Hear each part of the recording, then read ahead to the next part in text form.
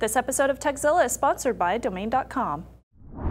We got an email from Kevin who said, I think you guys once made a video about where to buy used books. I took my time looking through all your videos, thank you, but couldn't find it. Can you help me or give me a link to where I can buy used college books? Cheap! I'm planning to go back to school soon and this will help me very much. I know one! I know this! Yes, so just in time for fall semester, I found this site years ago. I don't really remember how I actually found it because I was out of college when I did, but I told my little sister that she might want to give it a try since she was on a really, really tight budget and she loved it. It's called Chegg with 2Gs.com. It's a site that allows you to search for a book by ISBN, by title, by the author's name.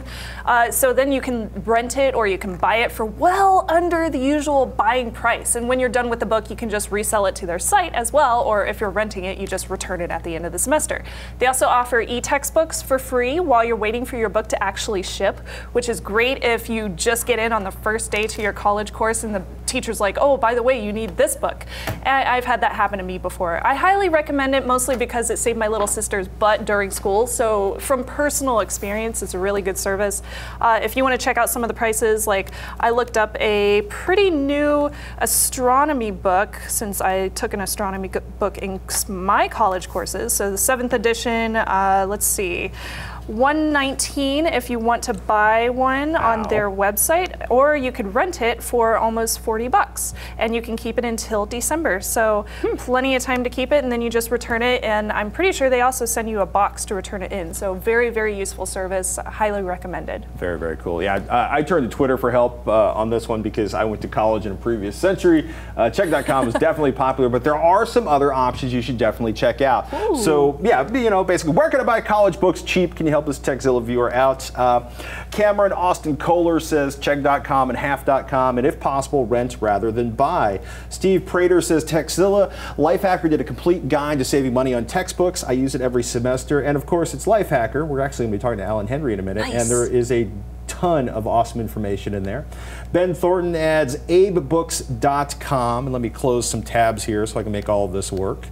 And John Simon says swapmybooks.ca is a good news site. I'm suspecting that might only be for our Canadian viewers. Ed W says Amazon is a good place to check. Meaty Puff says I always had great luck on half.com and Amazon. Usually saved me $300 to $400 per semester. Oh yeah. Jeff Ingram says it's not possible, which is actually pretty funny. Chris Lazinski, one of our former cohorts here at Revision 3, says, how about free instead? Check the library. They'll have old and new editions of about half of your textbooks. Tyler Feldage adds, it's bigwords.com is a really good price comparison site. Also, international editions are often cheaper with the same content. Edward DeGlazia says, our library just started buying some textbooks for loan to students. Moore says, just rent from KinetBooks.com. I save a ton of money using them. Quick shipping too. And Ken Bards adds, definitely Amazon. Eddie says, Chegg.com for sure. And Big Shot Prof forwards one from Mamila Socia, who says Amazon, Chegg, and Book Renter mostly have the best renting prices. And finally, Anode505 says, define cheap! College books are a dilute expletive scam! And now that they are ebooks.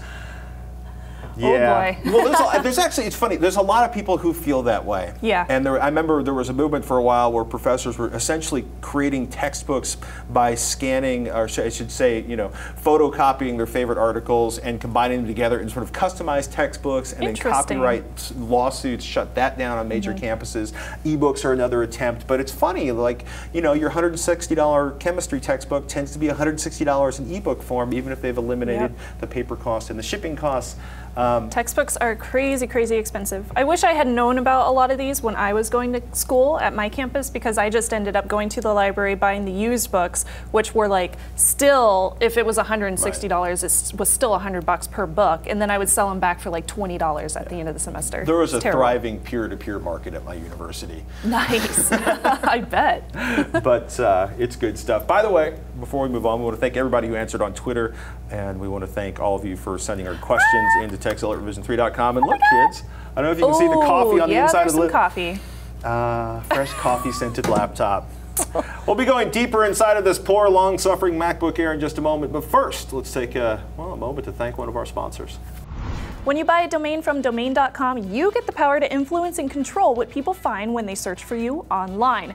No other domain extensions tell the story with the same trust of a .com or a .net domain name.